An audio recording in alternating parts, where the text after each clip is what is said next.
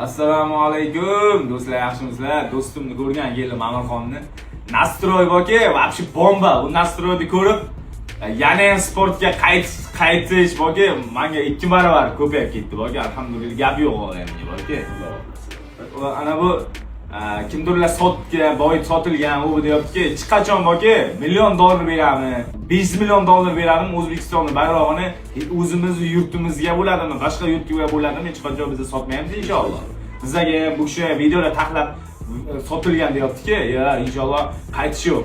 Amirxon shunaqa bo'larganda, muxlis bo'larkan, bitta muxlis milliondan o'rnini bosayotgan muxlis bo'larganda, shunaqa umrlar uzoq bo'lsin inshaalloh. Keyin Rahmon aka liderda ham video qilib chiqibsizlar. U odam bir yaxshilik degan bo'lsa, yaxshilik degan, ko'p sportsmenlar yomonlik tegmagan, to'g'ri o'rta. Shuning uchun unaqa video qilmaylik inshaalloh. Gap bo'lishi mumkin emas. Ana bu qo'shiq lekin bizga mos bo'lib qiling, gap yo'q.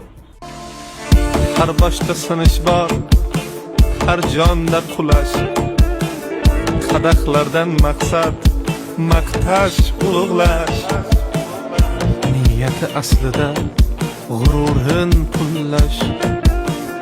Asli ahvolimni hech kim o'ylamas.